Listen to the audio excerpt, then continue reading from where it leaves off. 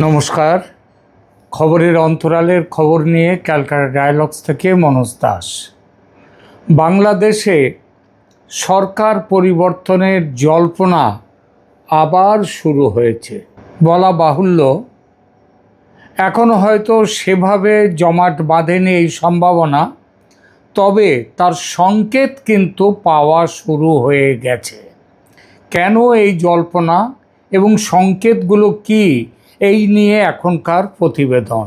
দর্শকদের কাছে অনুরোধ, অত্যন্ত গুরুত্বপূর্ণ এই আলোচনা, তাই শেষ পর্যন্ত শুনবেন, কমেন্টস করে জানাবেন আপনারা কি ভাবছেন, এবং এখনও যদি চ্যানেলটিকে সাবস্ক্রাইব না করে থাকেন অনুরোধ সাবস্ক্রাইব করুন, সঙ্গে থাকুন। সরকার বদলের জল্পনার পেছনের খেলোয়াড় হিসেবে নাম উঠে এসছে ত্রিশক্তির, তিন পরাশক্তি। তাদের মধ্যে এবার প্রথম নামটি ভারতের, এবং সঙ্গে আমেরিকা, তারপর চীন, এবং এদের সঙ্গে আছে দেশের অভ্যন্তরীণ রাজনীতি, অর্থনীতি এবং আনুষঙ্গিক অন্যান্য সমস্যা। একটা সময় ভারত ভেবেছিল শেখ হাসিনার পর যে রাজনৈতিক বাস্তবতা তৈরি হবে সেটাকে তারা ম্যানেজ করতে পারবে। ভেবেছিল নতুন ক্ষমতার বিন্যাস হয়তো বিতর্কিত হবে, কিন্তু শেষ পর্যন্ত বাংলাদেশে এমন এক রাজনৈতিক কাঠামো ফিরবে যা অন্তত স্থিতিশীল হবে, অন্তর্ভুক্তিমূলক হবে, মানে সমস্ত রাজনৈতিক দলকে সেখানে নিয়ে আসা যাবে, আর ভারতের মৌলিক নিরাপত্তার স্বার্থকে যা আঘাত করবে না। কিন্তু আজ প্রশ্ন উঠছে, ভারতের সেই হিসাব কি ঠিকঠাক চলছে নাকি ভেঙে পড়ছে? কারণ যে সরকারকে ঘিরে এত প্রত্যাশা ছিল, সেই তারেক রহমান কেন্দ্রিক ক্ষমতা কাঠামো এখন ক্রমেই ব্যর্থতার প্রতীকে পরিণত হচ্ছে, এমন কথাই শোনা যাচ্ছে রাজনৈতিক মহলে। দেশের অর্থনীতি ভয়ঙ্কর চাপের মধ্যে, সাধারণ মানুষের জীবন দুর্বিষহ, রাজনৈতিক স্থিতিশীলতা ফেরেনি, বরং অনিশ্চয়তা বেড়েছে। আর এর মধ্যেই সবচেয়ে বড় দুশ্চিন্তার জায়গা, সেটা ভারতের কাছে তো বটেই, সেটা হলো বাংলাদেশের তারেক রহমান সরকারের চীনের দিকে ক্রমশ বেশি ঝুঁকে পড়ার ইঙ্গিত। অর্থাৎ দিল্লি যে কারণে এতদিন বাংলাদেশকে কৌশলগতভাবে গুরুত্বপূর্ণ মনে করেছে, আজ সেই প্রতিটি কারণই আবার সামনে ফিরে আসছে। কারণ বাংলাদেশ ভারতের কাছে শুধু একটি প্রতিবেশী দেশ নয়, বাংলাদেশ ভারতের উত্তর পূর্বাঞ্চলের নিরাপত্তার সঙ্গে সরাসরি জড়িত। আসাম, ত্রিপুরা, মেঘালয়, মিজোরাম সহ 7 সিস্টার্স ও সিকিম, এই পুরো অঞ্চলের স্থিতিশীলতা, যোগাযোগ, বাণিজ্য, সীমান্ত নিরাপত্তা সব কিছুর সঙ্গে বাংলাদেশের ভূমিকা গভীরভাবে জড়িয়ে আছে। ভারত কখনোই চায় না বাংলাদেশ এমন একটি ভূখণ্ডে পরিণত হোক যেখান থেকে বিচ্ছিন্নতাবাদী, জঙ্গি বা মৌলবাদী শক্তি নতুন করে মাথাচাড়া দিতে পারে। ভারত এটাও চায় না চীন বাংলাদেশকে ব্যবহার করে পূর্ব দিক থেকে একটি দীর্ঘমেয়াদী কৌশলগত চাপ তৈরি করে। আর এই জন্যেই যে মোহাম্মদ ইউনূসের সরকারের চূড়ান্ত বিরোধিতায় চলে এসেছিল ভারত, এবং ভারতের চাপে আমেরিকাকে পর্যন্ত বাধ্য হয়ে মোহাম্মদ ইউনূস সরকারকে পরিবর্তন করতে বাধ্য হয়। নির্বাচনে ভারতের যে প্ল্যান, সেই প্ল্যানে সায় দিতে বাধ্য হয় আমেরিকা। আর এই কারণেই শেখ হাসিনার আমলে দিল্লি স্বস্তিতে ছিল, কারণ সেই সময় ভারত মনে করত অন্তত ঢাকার সঙ্গে নিরাপত্তা, সীমান্ত, কৌশলগত বিষয়ে তার একটি নির্ভরযোগ্য বোঝাপড়া আছে। উত্তর পূর্বের বিচ্ছিন্নতাবাদী গোষ্ঠীগুলোর বিরুদ্ধে ব্যবস্থা নেওয়া, সীমান্ত নজরদারি, ট্রানজিট, সংযোগ প্রকল্প, বিদ্যুৎ সহযোগিতা, ডিজেল সব মিলিয়ে ভারত বাংলাদেশ সম্পর্ক তখন দিল্লির কাছে একটি সাফল্যের গল্প ছিল। আর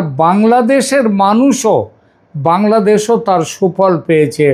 বাংলাদেশে দারিদ্র দূরীকরণ প্রকল্প বিপুলভাবে বেশ সফল হয়েছিল। তার পেছনে ছিল দেশের আপাত শান্তি, ভারতের সাথে সমঝোতা। কিন্তু তারপর পাল্টে যায় সমীকরণ, পতন হলো শেখ হাসিনা সরকারের। আর সেই সরকারের পতনের পেছনে ভারত এবং আমেরিকার ভূমিকা আগে শুধু আমেরিকার ভূমিকা দেখা হতো, এখন ভারতের ভূমিকা আছে বলে এনায়েত কবির তার একটি সাম্প্রতিক লেখায় তিনি এগুলো দিয়েছেন। আমি সেটা নিয়েও এই প্রতিবেদনে অন্য একটি প্রতিবেদন করেছি আমার চ্যানেল। সবচেয়ে বড় প্রশ্ন হলো, শেখ হাসিনা সরকারের পতন ঠেকাতে ভারত কেন দৃশ্যমানভাবে এগিয়ে এলো না? এর উত্তর খুব সহজ এবং সরল বা সোজা নয়। অনেক বিশ্লেষক মনে করেন দিল্লি বুঝেছিল বাংলাদেশের মানুষের অভ্যন্তরীণ ক্ষোভ এতটাই গভীর হয়েছিল যে হাসিনা সরকারের বিরুদ্ধে, যে প্রকাশ্য হস্তক্ষেপ করলে তা উল্টো ভারতের বিরুদ্ধে জনরোষে পরিণত হতে পারে। কারণ এমনিতেই বাংলাদেশের মানুষের মধ্যে একটা ভারত বিরোধী মানসিকতা রয়েছে, সেটা আরও ভয়ঙ্কর বেড়ে যেতে পারত। কেউ কেউ মনে করেন ভারত ভেবেছিল নতুন এক ক্ষমতার ভারসাম্য তৈরি হবে, যেটা হয়তো হাসিনা যুগের মতো ভারতের ঘনিষ্ঠ হবে না, কিন্তু একেবারে শত্রুও হবে না। আবার এমন ব্যাখ্যাও কিছু কিছু জায়গা থেকে মানুষ দিয়েছেন, বিশ্লেষকরা, যে দিল্লির আশা ছিল বাংলাদেশে মোহাম্মদ ইউনূসের সরকারের পতনের পর অন্তত একটি গ্রহণযোগ্য, অংশগ্রহণমূলক, অপেক্ষাকৃত সুস্থ রাজনৈতিক কাঠামো ফিরবে, যেটা শেখ হাসিনার আমলেও ছিল না সেভাবে। আবার চীনের সঙ্গে হাসিনা সরকারের ক্রমবর্ধমান বাণিজ্য, অর্থনৈতিক সম্পর্ক ভারত এবং আমেরিকা এই দুই শক্তির কাছে গ্রহণযোগ্য হয়ে ওঠেনি। তাই হাসিনা সরকারের পতন ভারত না চাইলেও পরবর্তী সরকারের সঙ্গে কাজ চালানো গোছের সম্পর্ক তৈরি হওয়ার একটা বাসনা এবং বাংলাদেশের মানুষের মন থেকে ভারত বিরোধিতার পরিমাণ কমাতে শেখ হাসিনার পেছনে সেভাবে দাঁড়ায়নি ভারত। কিন্তু এখন স্পষ্ট ভারতের সেই আশার বড় অংশই অপূর্ণ। এখানেই নাটকীয় মোড়। ভারত যেটাকে হয়তো নিয়ন্ত্রিত পরিবর্তন ভেবেছিল, সেটাই কি এখন অনিয়ন্ত্রিত ঝুঁকিতে পরিণত হচ্ছে? তারেক রহমানকে কেন্দ্র করে যে সরকার বা ক্ষমতা কাঠামো দাঁড়িয়েছে বলে আলোচনা চলছে, সেটিকে নিয়ে এখন তিনটে বড় অভিযোগ সামনে আসছে এবং সেই অভিযোগগুলো ক্রমশই কিন্তু খুব শক্ত হচ্ছে। প্রথমত, রাজনৈতিক অন্তর্ভুক্তি বাড়েনি, বরং বিভাজন আরও বেড়েছে।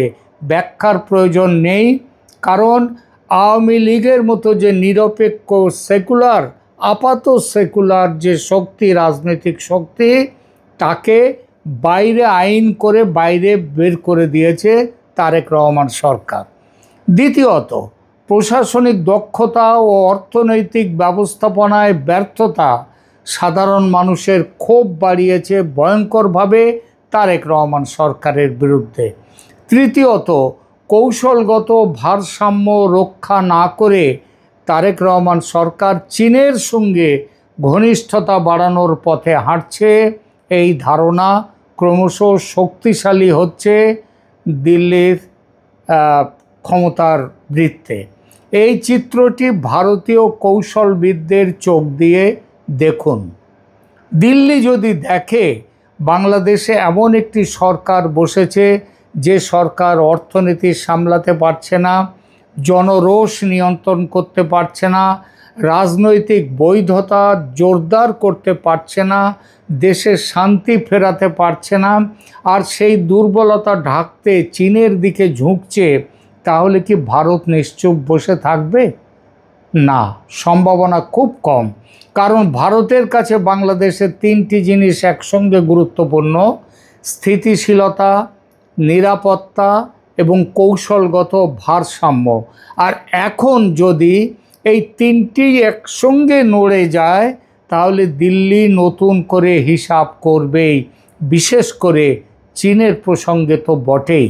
চীন শুধু রাস্তা বানায় না, শুধু ঋণ দেয় না, শুধু অবকাঠামো গড়ে না, চীন প্রভাব তৈরি করে, নির্ভরতা তৈরি করে, রাষ্ট্রযন্ত্রের উপর দীর্ঘমেয়াদী কৌশলগত চাপ তৈরি করে।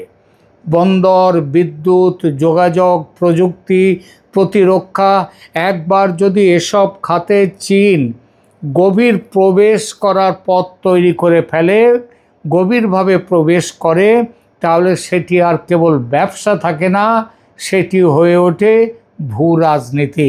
আর ভারত এই ভাষা খুব ভালো করেই বোঝে।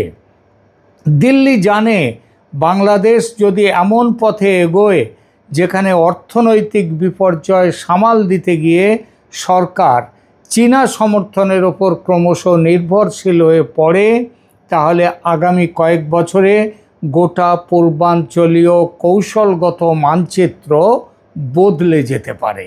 তার সঙ্গে আরও একটি আশঙ্কা জুড়ে দিন: অর্থনৈতিক কষ্ট বাড়লে, রাজনৈতিক বৈধতা কমলে, রাষ্ট্রশক্তি দুর্বল হলে সবার আগে কারা সুযোগ নেয়?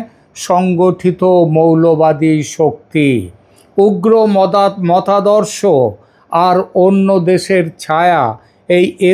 এই মৌলবাদী শক্তির যেসব ছায়া নেটওয়ার্ক, তারা শক্তিশালী হয়। দক্ষিণ এশিয়ার ইতিহাস বারবার সেটাই দেখিয়েছে। ভারত এই দিকটা কখনো হালকাভাবে দেখে না, দেখতে পারে না।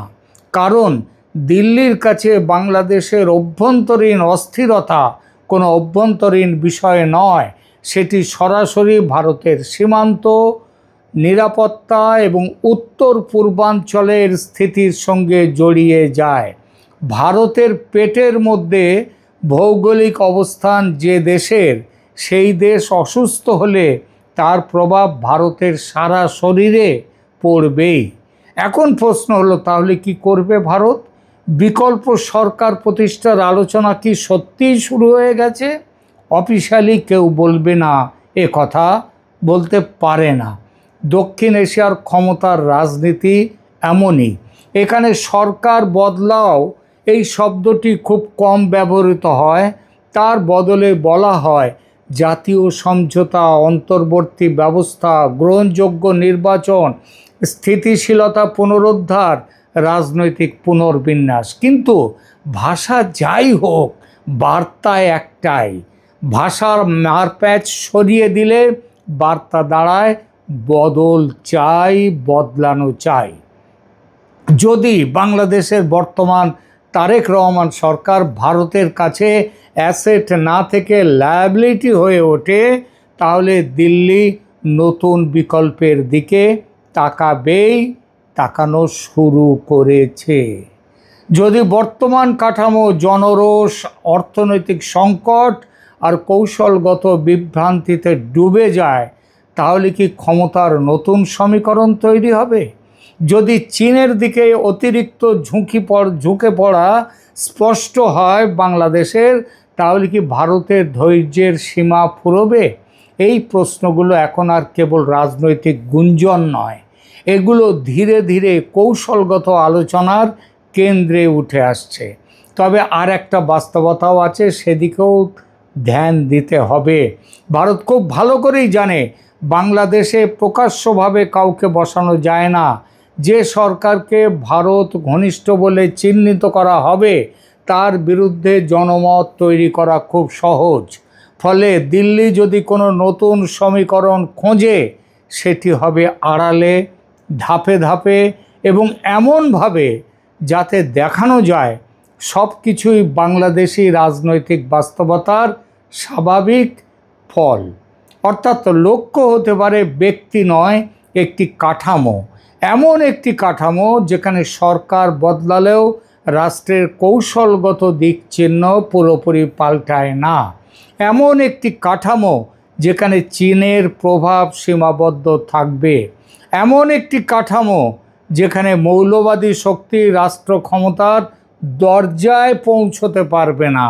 এবং এমন একটি কাঠামো যেখানে ভারত অন্তত নিশ্চিত থাকবে বাংলাদেশ ভারতের নিরাপত্তা সমস্যার উৎস হবে না। কিন্তু এখানেই সবচেয়ে কঠিন সত্যটা সামনে আসে। বাংলাদেশের মানুষ কি এসব ভূ রাজনৈতিক হিসাব নিয়ে মাথা ঘামায়? সাধারণ মানুষ কি দিল্লির নিরাপত্তা, বেজিংয়ের কৌশল বা আঞ্চলিক ভারসাম্যের তত্ত্ব নিয়ে দিন কাটায়?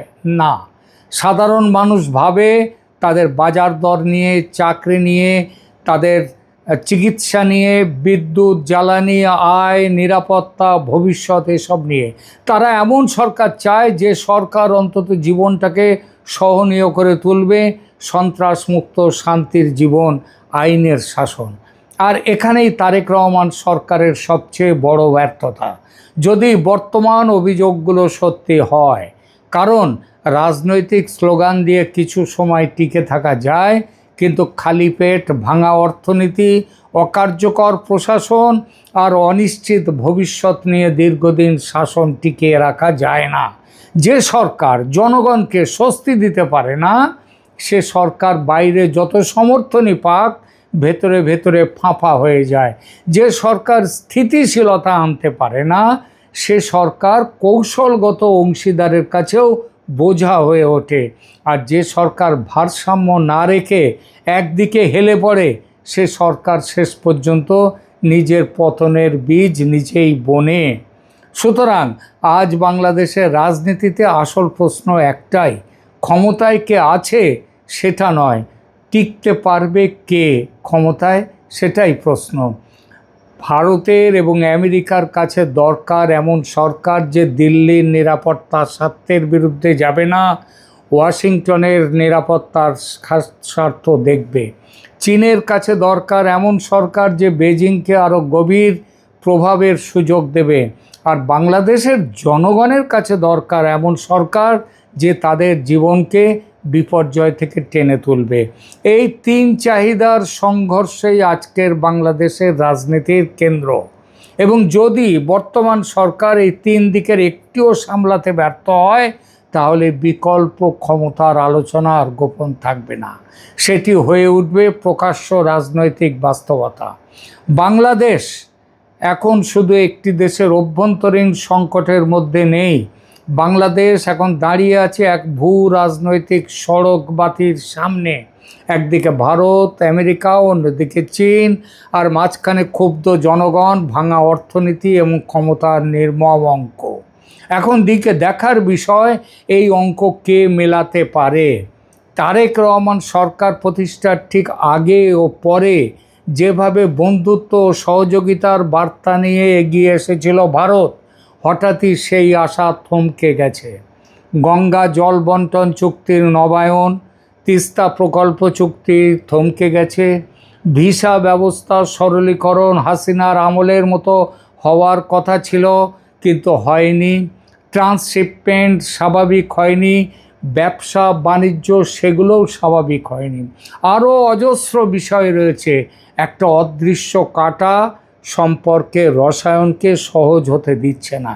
এই কাঁটা যে শুধু দুই দেশের সম্পর্কের পথকে রক্তাক্ত করছে তা নয়, বাংলাদেশের মানুষের জীবনেও সংকট তৈরি করছে। সরকারের ওপর আস্থা হারাচ্ছে মানুষ। আর ইন্ডিয়ার ইতিহাস বারবার দেখিয়েছে, যে সরকার নিজের জনগণের আস্থা হারায়, সে সরকার শেষ পর্যন্ত শুধু বিরোধীদের কারণে পড়ে যায় না, পড়ে যায় তার ব্যর্থতার ওজনে। বাংলাদেশের আকাশে নতুন পরিবর্তনের মেঘ এখনও প্রকাশ্য নয়, তাহলেও মনে রাখতে হবে সেটা যে কোনো একদিন প্রকাশ্য হবেই। আর হঠাৎ এটা তৈরি হয়নি একদিনে, সেটা তৈরি হয়েছে ভুল হিসাব, ব্যর্থ শাসন, বাড়তে থাকা জনরোষ আর বিপজ্জনক কৌশলগত ভুল বোঝাবুঝির ওপর দাঁড়িয়ে। শেষ কথা একটাই, বাংলাদেশ এখন শুধু সরকার টিকে রাখার লড়াই চলছে না, বাংলাদেশে চলছে রাষ্ট্রের কৌশলগত দিক নির্দেশনা দখলের লড়াই। আর এই লড়াইয়ে যে পক্ষ জনগণকে হারাবে, প্রতিবেশী ভারতকে হারাতে যাবে, জনগণকে হারিয়ে ফেলবে, সে শেষ পর্যন্ত ক্ষমতাও হারাবে। তারেক রহমান সরকারের সাবধান হওয়ার দিন এসেছে, ভুলগুলো শুধরে নেয়ার দিন এসেছে। ধন্যবাদ।